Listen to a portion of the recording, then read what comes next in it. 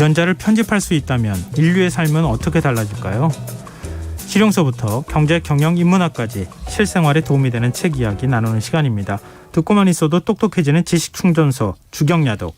오늘도 성신여자대학교 겸임교수이자 북튜버인 이시안 작가 함께하겠습니다. 안녕하세요. 네, 안녕하세요. 오늘은 청취자 여러분들에게 조금 충격을 줄 만한 책을 골라오셨다고요? 네, 오늘 소개해드릴 책이요. 월터 아이작슨의 코드 브레이커라는 책입니다. 이 노벨상을 수상한 네네. 과학자 이야기거든요. 네. 현재 UC 버클리의 교수인 이 제니퍼 다우드나인데요. 이름도요, 다우드나 뒤에 DNA가 들어가서 유전자 쪽 과학자인가 하는 생각이 드는데요. 네.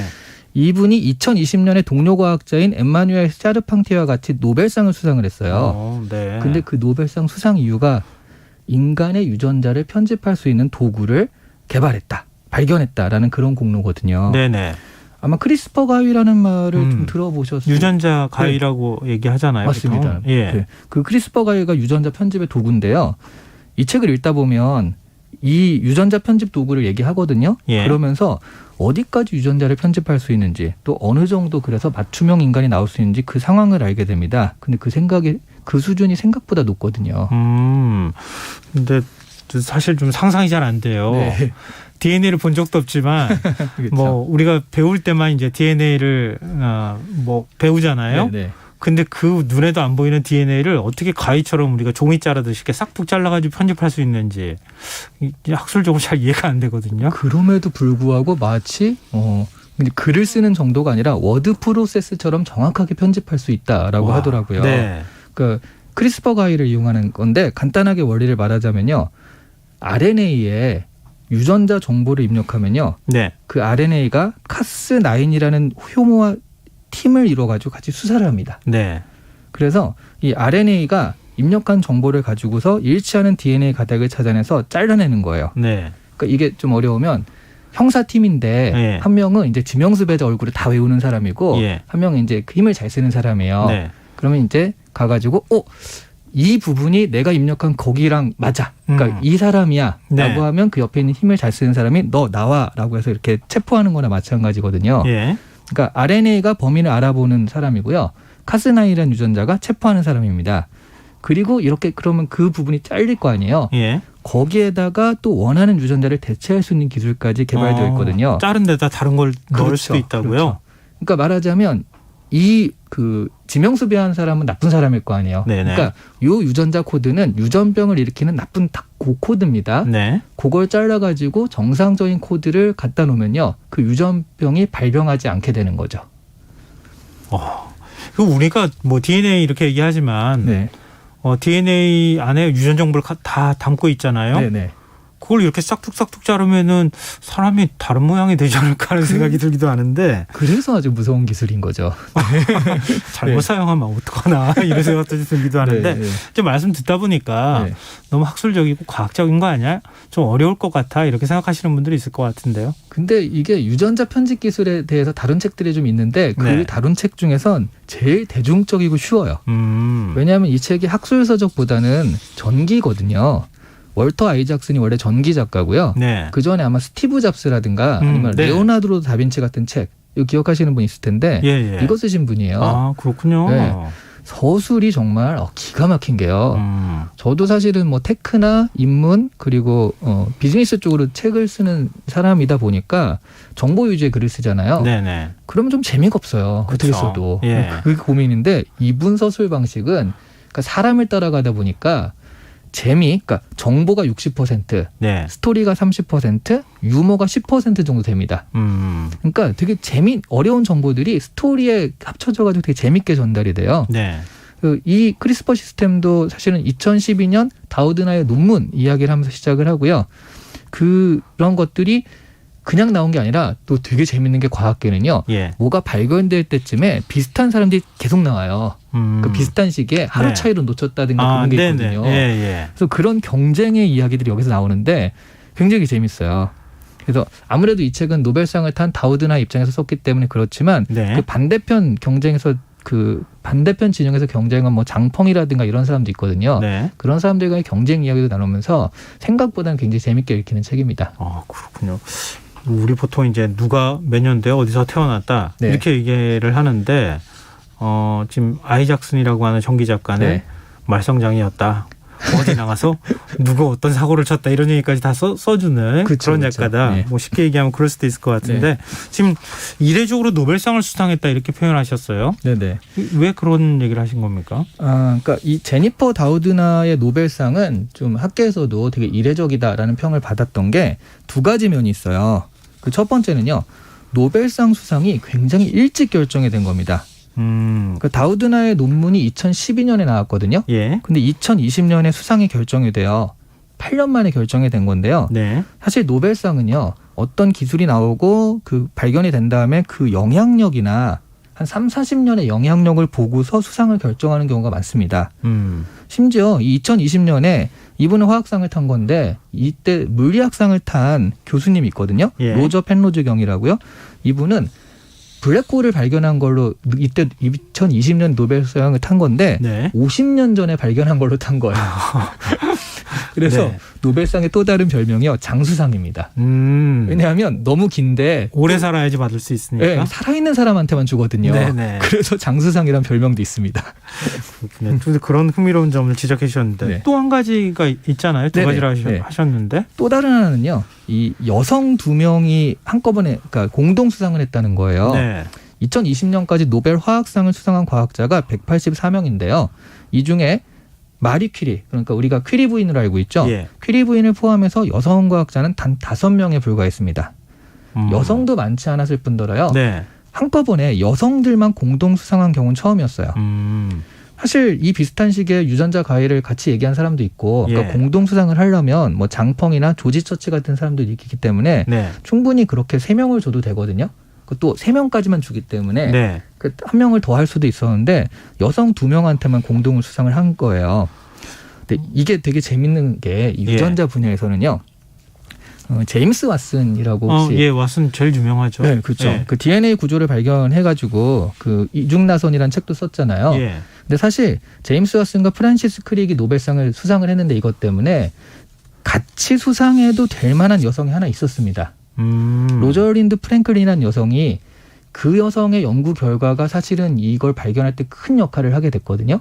왓슨이 발견할 때요. 그렇죠. 예. 근데 평가절하가 많이 됐어요. 음. 그 이유 중에 하나가 왓슨이 사실은 되게 유명한 또 인종차별주의자의 여성차별주의자입니다. 아, 그것 때문에 그렇군요. 미국에서 지탄도 되게 많이 받고 네. 지금은 거의 뭐 가택연금되다시피 해서 갇혀 있거든요. 그러다 보니까 막 그 평가절하고 다니면 그런 것들 때문에 그 어떤 대접을 못 받고 예. 정당한 대접을 못 받게 되거든요. 그런 면에서 보자면 이거는 그 반대적인 사건인 거잖아요. 그런 면에서 좀 의미가 있었고요. 또 하나는 또 유전자 편집 기술 연구 초창기에 에릭 예. 랜너라는 사람이요. 예. 셀이라는 과학 잡지에 크리스퍼의 영웅들이라는 글을 발표했는데 예. 이 다우드나와 샤르팡테의 이 노벨상 탄 두 여성이 사실은 엄청난 공헌을 했는데 그 글에서는 이 여성들의 공헌을 살짝 빼요. 다른 사람들, 그 남성들만 부각을 시키고. 예, 예. 그런데 그게 오히려 옛날에는 그게 제임스 왓슨 때는 그게 통했을지 몰라도 지금은 학계나 대중 쪽에서도 이 에릭 랜더를 이제 지탄을 하게 되는 거죠. 네. 그러면서 로잘린드의 그 사태를 다시 반복할 거냐. 이런 일들이 있었어요. 이런 일들이 있었는데 노벨상은 이 여성 2명한테만 줬다. 그러니까 이런 뒷배경의 스토리들과 같이 생각하면 굉장히 재밌는 사건이었던 거죠. 노벨상을 이렇게 이례적으로 줬다고 하는 얘기는 그만큼 영향력이 큰 굉장히 네. 중요한 가치를 가지는 연구 성과를 냈다, 업적을 냈다 이렇게 봐야 되는 거죠. 그렇습니다. 지금 유전병 치료에 이 기술을 이미 쓰고 있거든요. 예. 유전병이라는 게 병이 DNA에 새겨져 있다는 거니까 그 DNA를 바꾸는 거거든요. 근데 우리가 이런 거 뭐 암 같은 것도 문진할 때 예. 집안에 병력이 있냐 이런 거 물어보잖아요. 그렇죠. 그게 이제 DNA상 그 암에 좀 더 쉽게 발병할 수 있는 경우들이 있으니까 그렇다라고 한다면 지금 이걸 바꿀 수 있다라고 한다면 그런 암이나 이런 것도 어느 정도는 예방할 수 있는 가능성이 열렸다는 거죠. 근데 뭐 요즘 유전자 검사하시는 분들 굉장히 많거든요. 네네. 그러니까 가족력이 있고 암 발병 위험이 굉장히 높다. 여기까지는 나오는데 좀 불행한 거는 유전자를 조작하는 건 내가 태어나기 전에 조작을 해야지 가능한 거잖아요. 근데 그런 문제가 있는 건데 사실은. 네네. 근데 만약에 유전자를 조작할 수 있다 그러면 내 후세 네. 유전자 조작해서 외모나 뭐 지능 이거 좀 좋게 만드는 방법을 생각할 수도 있을 것 같은데요. 가능합니까? 그 생각할 뿐만 아니라 그게 한번 실시된 적도 있어요. 이게 시행된 한 적도 적도 있어요? 네, 그래서 엄청 문제가 된 건데 네. 뭐 키나 지능은 아니지만 그러니까 생식 세포의 유전자 조작을 하는 거거든요. 네. 이게 한 중국의 과학자가 몰래 실험을 한 겁니다. 중국 당국도 모르게 2018년에 네. 생식 세포에 조작을 한 다음에 그 배아 세포를 예. 실제로 그 실험자한테 착상을 시켰어요. 그리고 아이들을 태어나게 했거든요. 네. 그러니까 그러니까 엄마 아빠가 에이즈라서 그 에이즈를 물려주지 않기 위해서 그 에이즈를 발병시키지 않게 유전자 조작을 했다라는 어쨌든 좋은 목적으로 네네. 했는지 몰라도 예. 그게 대물림되는 그 생식 세포를 건드렸다는 거, 그 아이를 탄생시키는 데까지 연결시켰다는 게 완전 세계를 충격에 빠뜨렸습니다. 그래서 그분은 중국 당국에 체포가 돼가지고 그래요? 지금도 실형을 살고 있고요. 그러니까 약간 뭐랄까 이게 사람들한테 이게 진짜로 이렇게 될 수도 있겠구나. 그 말씀하신 키나 지능 같은 것도 이렇게 의도만 될 수도 가지면은. 있겠구나. 예, 예. 근데 이제 생명윤리 문제하고도 연결이 되는 거잖아요. 그렇죠. 그래서 상당히 네. 논란이 많았을 것 같은데. 뭐 일단 그 두 가지 면에서 첫 번째 이게 자연의 섭리를 거스르는 문제니까 예. 종교적인 문제도 그렇고요. 현실적으로 만약 이런 기술이 등장한다면요. 그 처음엔 비용이 높을 거니까 그 비용을 그렇죠. 지불할 수 있는 사람만 할 수 있잖아요. 그러네요. 예. 그렇게 되면은 불평등의 대물림 현상이 발생될 수 있습니다. 그러니까 외모도 좋고 지능도 좋고 그러면 이 사람이 성공할 가능성이 좀 더 많은데 그런 것들이 이제 유전자에 고착이 되는 거예요. 그러네요. 아니 이게 유전자에서 갑자기 사회 문제가 돼버렸는데. 그렇죠. 어쨌든 유전자 조작이라고 하는 게 이 불평등의 문제하고도 연결이 돼 있다는 말씀인데 네. 유전자 관련 기술이 대중화 이루어진다면 좀 긍정적인 방향으로 기술이 이용될 수 있을까요? 사실 그런 게 이제 PC가 처음 나왔을 때 퍼스널 컴퓨터 있죠. 예. 그게 있을 때 처음에는 고가였잖아요. 그러니까 그렇죠. 돈 있는 사람만 이 정보를 독점한다. 그래서 불평등 얘기가 있었는데 그 PC가 굉장히 싸지면서 대중들이 다 가질 수 있게 되면서 그런 논란은 쑥 들어간 거거든요. 네. 그 비슷하게 방금 말씀하신 그 얘기들을 바이오 해커들이 그런 얘기를 합니다. 이게 대중화가 된다면 불평등 심화 현상이 오히려 괜찮아질 거다. 그러니까 저렴하게 보급하는 게 중요하다. 그리고 크리스퍼 가위 기술 같은 경우에는 굉장히 간단하고 저렴합니다. 지금도 미국에서는요, $100 정도 내면 그 실험 키트를 살 수 있다고 그래요. 네. 근데 이렇게 되면 또 어떤 문제가 있냐면 그 강남미인이란 말 들어보셨잖아요. 예. 그러니까 어떻게 할 수 있으면 다 비슷하게 보이게 되는 듯이 예. 이거를 가령 내가 키나 지능이나 외모나 이런 걸 선택할 수 있게 되면 다양성이 사라지고요. 전부 다 비슷한, 다 우수한 사람만 나오게 되면서 예. 이게 자연에 어떤 문제를 일으킬지 모르는 거죠. 그 거의 한 종이 되다시피 이렇게 다 해버리면 그게 그 다양한 어떤 거에서 살아남는 그런 자연의 섭리를 거스르게 되는 거니까요. 이 월이라고 하는 애니메이션에 보면 네. 인류가 다 똑같은 모양이더라고요. 살이 푸둥푸둥 쪄가지고 이렇게 누워서 앉아 있는 모양으로 나오던데 네. 진짜 그런 인류가 될 가능성도 수도 있다 있죠. 이런 얘기인데 네네. 이게 과연 어디까지 가능할지 모르겠지만 지금 이 책을 읽어야 하는 이유 마지막으로 말씀해 주시면 좋겠어요. 네. 그러니까 만약 자신의 아이에게 조금 더 좋은 지능을 물려줄 수 있다라고 한다면 하시겠어요? 유혹에 빠지는 사람은 많이 있겠죠. 그렇죠. 그런 질문을 근데 스스로에게 해본 적은 별로 없거든요. 근데 이 책을 보시면 그래 나라면 어떻게 할까를 한 번쯤은 생각을 해보게 됩니다. 예. 그런데 그런 생각을 해야 될 필요가 가까운 시일에 온다는 거예요.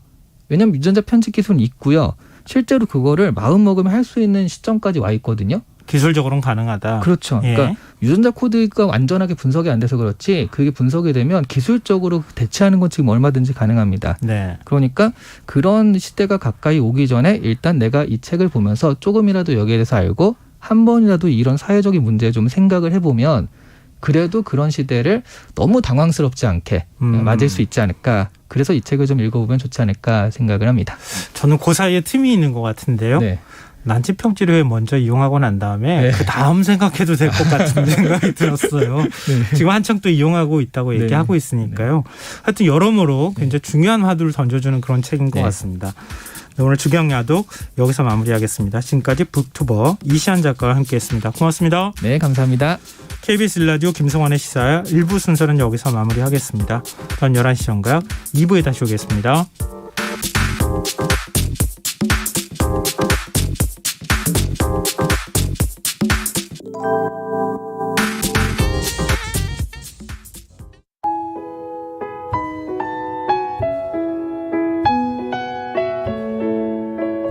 경제적인 어려움에 처한 위기 가정들이 늘고 있습니다.